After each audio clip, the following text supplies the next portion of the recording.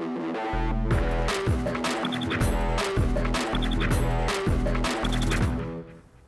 there, welcome to episode 2 of 8 Weeks Out TV, and today we have a special guest for you, Tim the Barbarian Boetsch, most well known for his BBT or Barbarian Bitch Tosses. It's a good name to be known for that, right? Of course, Howie Clark as always, and welcome to the show. Glad to be here. Yeah, it's good to have you on the show. Going to be exciting talking about some of your training methods and just overall what goes into being a UFC fighter. How long have you been in the UFC now? I've been in the UFC for 4 years. I've been a pro just about 6 years and been training out here with you guys for most of that and definitely had some great success. Just real quick, what got you into fighting? I mean, what possessed you to start throwing down in the first place? Well, I was a wrestler my whole life, so always been very competitive. And then in college, I met a guy named Mike Sesnilevich who got me introduced into the whole fight game. And then once graduated from college, didn't really have anywhere to go with wrestling. You know, it's kind of over once you are done with your collegiate career. And then one weekend he called me up and said, why don't you come out to Iowa and fight? So I told my wife I was going to Iowa to fight, and amazingly she let me. How did that conversation go exactly? Kind of just like that. I said, Mike wants me to go to Iowa and fight this weekend. And she was like, kind of looked at me like I was crazy. And then she was like, okay. Went out to Iowa, won 2 fights my first weekend, and actually turned pro after those first 2 fights because I thought, might as well make money if I'm doing this. What year was that? That was 2006, I believe, yeah.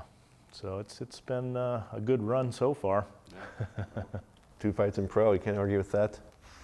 Yeah, just beating up guys now, and it's good. Coming out here, got a good training segment with Tim. Yeah, we got Tim in the gym. We wanted to demonstrate tempo intervals and give you guys some ideas of training methods that we use for Tim and how we get him in top shape for his fights. So with that said, let's go ahead and take it to the gym and show you tempo intervals with Tim the Barbarian Boetsch.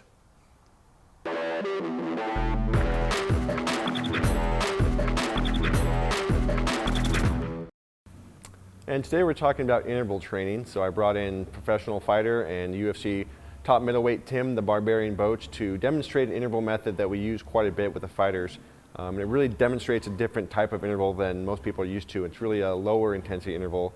And what we call these are tempo intervals. They were really developed originally by a sprint coach named Charlie Francis. And the idea is that you don't always have to go at 100% to get the most out of interval training. There's different types of interval training. And this one is definitely different than a lot of those. So the real key is you want to do about a 10 to 12 second run or work period, but we're going to use about a 70 to 75% intensity. So it's not a max effort interval. And then we'll generally do an active rest period. So in this case, we're going to have him walk for about 60 seconds and then repeat that. And the idea is that we really can develop the aerobic fitness, we can develop his conditioning, but we're not going so hard that we're going to beat him down. And a guy like Tim, he's got a lot of fighting to do, he's got a lot of training, so we don't want the training outside the gym to affect his training inside the gym. So I'm gonna let Tim just kind of demonstrate a couple tempo intervals for you and show you the speeds, the intensities that we use.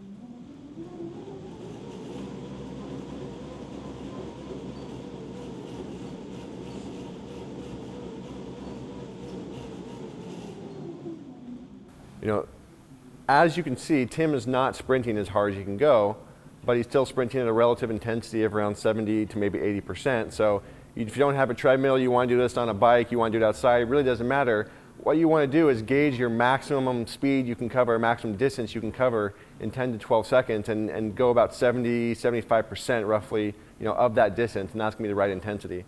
And again, then you just want to go slow. You want to use a lower intensity kind of active recovery period, generally 40 to 60 seconds. I usually use around a minute. As you can see, he's just walking slowly for a minute, and then you want to repeat that. A typical tempo interval workout will be anywhere from 10 to 15, maybe 16 repetitions. And again, not a total high intensity session. It's going to help them recover. It's going to help them build aerobic fitness. And it's just a great training tool that we use a lot of our fighters. And again, you can also use upper body methodology as well. You can use a rope or other upper body exercises, but the tempo method was, like I said, it was developed to train sprinters, world-class sprinters, and we use it for fighters. I use it with football players. It's a very versatile method that is going to help you get in better shape. So that's the tempo method. Go ahead and give it a try yourself.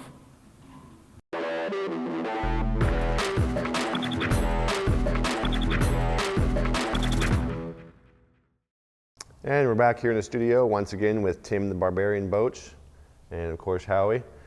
How did you think the tempo intervals went? Very good. I always enjoy that when I don't have to be doing power cleans for 30 minutes straight. Yeah, you definitely. It's a nice break. It is. Actually, one of the reasons I wanted to have you on the show is just to kind of, give viewers a chance to hear your story. I mean, you literally trained in your garage at one point in your career. Can you give us a little background on that? Yeah, I actually started training in my father-in-law's basement. So we had a small, it was about a 10 by 12 room, and we'd pack all our training partners and gear in there and just battle it out. And then we upgraded actually to my garage, which was behind my house. So that was an upgrade. But I was fighting in the UFC at that point. So I was winning UFC fights, training out of my garage. So having some pretty good success. That is pretty awesome, actually. Yeah, I was going to ask, what was it that caused you to come out here and train, being from Pennsylvania? My manager, he was training he was managing Rich Franklin. Rich was training out here at the time, and he said, why don't you head out to Washington and check it out. It might be a little bit better training than what you're getting in the garage there. And sure enough, I came out and definitely liked what I saw, and I've been here ever since. Just out of curiosity, what was a typical day like in the garage? Like what was the training routine out there? Well, we're all wrestlers back there. My father-in-law was my head trainer at the time, and obviously we'd had some success with that formula. Got in the UFC and was winning some fights there, but we were just going with the old school wrestling formula, training hard all the time, same intensity every session, as hard as we could go. Yeah. What kind of match did you have in there? I feel like a throw on the concrete floor would not be the best. Well, that's the other great thing about my area. Resolite is in the same town as my last gym was in, so we were outfitted with top of the line Resolite mats. So we had plenty of padding. So basically your padding was more expensive than your garage probably. Oh yeah, definitely. Awesome. But we got some good training in there, and it definitely served its purpose. But that being said, I'm glad I found you guys out here, because we've definitely got a winning formula going. Yeah, I mean, I was telling Howie earlier just kind of the progression we've seen in you going from a 205-pound guy known purely for your strength and power to a top-ranked middleweight fighter who's now able to go the distance. And I think you're still as strong and powerful as you've ever been, but you're able to go from bell to bell and not slow down. And we saw obviously in the Yushin Okami fight that you still had knockout power left in the third round. That was absolutely, and that's it's really done a lot for my confidence, because like you said, I was fighting at 205 pounds, but certainly couldn't maintain the power that I had in the first round.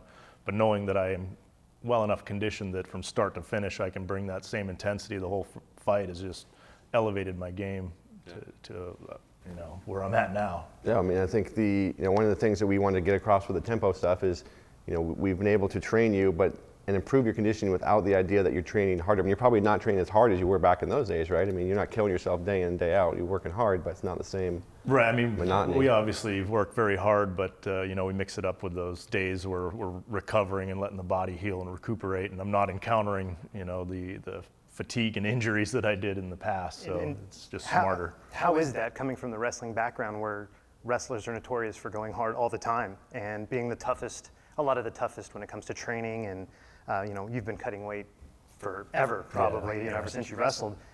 Mentally, how is it when you have a day where you have to back down? You know what I mean? Is that an obstacle to get over? Actually, it is. And a lot of times I still question, in my head, I question Joel, but I know he knows what he's doing. But I certainly have those moments where I'm like, man, normally would still be just blowing through hard workouts now. And so I have those questions in my mind, but I know the end result is what's important. See, you don't see that I follow you when you leave, when you go run the hill sprint. It's an easy day. I've been watching you. You got that on video. No, you don't. No, I do what they tell me, and it's definitely working.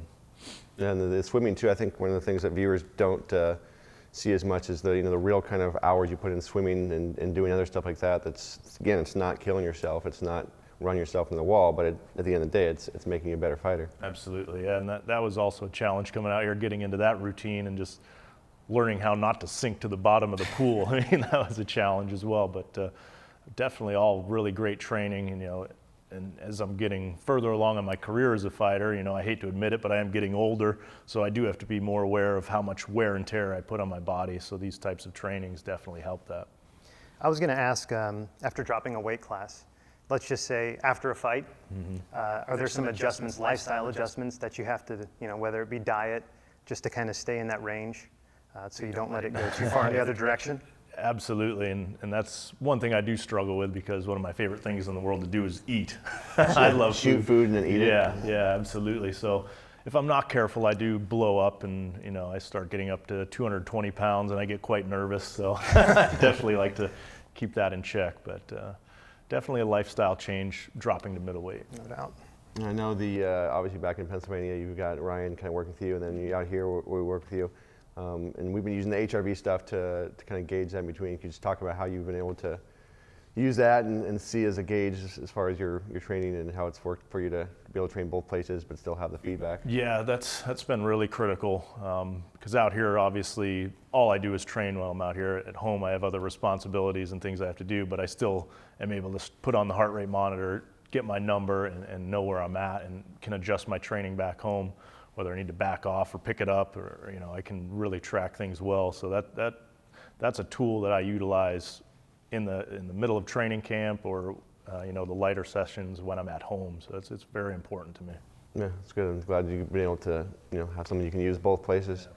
How about diet? Let's talk about we talked about making sure your diet's in check. I know you've been doing some stuff with full nutrition. We talked about supplements, different times, and just give us an idea of what does a basic supplement routine look like for you? For me, I like to keep it simple. I use a basic whey protein, and I take a lot of amino acids. I think that's really important, especially right after training when you've broken down a lot of muscle fiber and you need that recovery ability. So as soon as I'm done training, hit the amino acids, some simple carbohydrates just to get that insulin spike and drive those aminos into the muscles where they're needed. But as far as anything too flamboyant or anything that'll really get me jacked up or amped up, I tend to stay away from that stuff. Coffee, peach coffee. Well, coffee, I might be addicted to coffee. Peach coffee. But anything that would, maybe elevate my heart rate higher than I would naturally want it to go. For me, I just don't like that feeling during training. So I keep my supplements pretty basic. Good. I was going to ask about, when it comes to training, you guys train twice a day, a few days a week, right? And 4 days, 4 or 5 times a week is 2 days? 5. So nutrition in that aspect, so as you get closer and closer to a fight, you have to be, it's you kind of have to thread the needle with, Absolutely. Trying to make weight, but eating enough to recover, Yeah. eating enough to get out of a training session. So, It's a fine balance, and like you said, as you get closer to fight time, that's where you have to be even more careful, because typically you're in a calorie deficit at that point, and your body's breaking down, maybe even becoming catabolic. But you try to gear your diet to avoid that as much as possible, and I do that, by upping my protein, and I'll lower my carbohydrate intake and make sure the fats that I'm getting in are only healthy ones. So it's a fine line, and everybody's different. Sure. And I've been doing it long enough to know what my body needs at what point. What give the viewers an idea of what's a typical walking around weight for you when you're on point, just off season, no fights coming up? Off season, that 217 to 220 is probably a very realistic number for me to be walking around at, and then hopefully, as we get dialed in and get closer to fight time, I've got that down to about 205, 206. That seems to be my you were on there when you magic came number. here. Yeah. So that's kind of the number I have in my head, and I know I'm not too far off track when I'm right around that 206 number. Yeah, that seemed to be a good range for you to cut from. And Yeah. When the first time you make a weight, you're always kind of like, how am I going to feel? What's the cut going to feel like? What's it going to be like when I get in the octagon? But I think by now you've pretty much got it dialed in. I made sure that even before I did it the first time, I did a bunch of practice cuts at home, because I knew that it had been a while since I'd cut that much weight, and this being my career, you don't want to step into the octagon with that being the first time you ever cut that much weight and completely flop, because obviously there's money on the line, it's your career, there's a lot of things on the line you don't want to find out in the heat of battle in the octagon. Exactly. Just to wrap things up, just you give the average viewer, I mean, what goes through your head as you're walking up to the octagon? I think that's something a lot of viewers have no real gauge of. I mean, what do you think as you're walking into that fight and you know that it's going to be you versus your opponent, and you know all the training, all the hard work is done. Now it's just time to get to business. That is a very, honestly, that's probably one of the most intense moments for me in my life. Is, you know, you've had, hopefully training camp has gone well, but they don't always go well. There's sometimes some things that don't go the way you've planned, but in those moments leading up to walking into the cage, for me, it's a matter of just getting my mind focused. And typically, especially since training out here, we have a game plan and we've trained certain things that we're going to do. So when I'm walking to that cage, I'm just thinking, you know, I'm not worried about the fans screaming. You know, some of them are booing. Hopefully not too many. Keep throwing people and knocking people out. But hopefully, you know, you can put those all those distractions out of your mind and just focus on what needs to be done, you know, as soon as that cage door closes. And for me, that's really important. And I've been able to focus, and you know, my training has really brought me to where I am now, and I'm getting towards the top and looking forward to getting my shot at that belt soon. Yeah. Well. I'll tell you this much: when you're walking to the cage and I'm watching it, I'm losing my mind. Like my heart rate's elevated and I'm psyched. You know, you and all the fighters that come through here, it's you see the way you go about your business, and even next door. I mean, it's just awesome, and it's completely dedicated to it. So watching you get to perform is such a cool thing for us, you know, and you know, I always look forward to it. And like I said before, my dad is probably your biggest fan, and he's always excited for your fights. Outstanding. Yeah, well, thanks again for coming, and why don't you tell the viewers where they can find you? I know you've become quite the Twitter star lately, and encroaching on the 40,000. Are you 40,000? I think I'm closing on 42,000. 42,000. 42,000 Barbarian Boetsch followers on Twitter. So why don't you tell people where they can find you? So look me up on Twitter. That's Tim Boetsch /Twitter, or I can't remember how it goes, but you can find me. Twitter.com/Tim Boetsch, I think is Twitter/Tim Boetsch. Yeah. All right, check that out. TimBoetsch.com, and I'm on Facebook, but definitely look me up on Twitter. Yeah, well, 50,000 is right around the corner, right? Yeah. How is training for number one? How about the training center? Oh yeah, definitely. Shameless plug. If you're in Pennsylvania, swing by Barbarian Combat Sports in Sunbury, Pennsylvania, and check us out. Come in, say hello, and maybe put the gloves on and throw down a little bit. Is it better than your garage training days? Yeah, we've got a real good facility there now. Nice. Well, we're going to be on the East Coast one of these days. We'll have to stop by. Yeah, definitely. You throw on the headgear and get after it. All right, let's do it. I want to see that. We'll videotape that. Let's do it. Yeah? All right. Well, thanks again for watching another episode of 8 Weeks Out TV. As always, you can find us at 8weeksout.com, and make sure to join myself on Twitter. It's twitter.com/Joel Jamieson. You can also find us at facebook.com/8weeksout, and make sure to enter your name and email to get the latest updates, newest videos, and hear all about the exciting stuff we've got coming for you on 8 Weeks Out TV.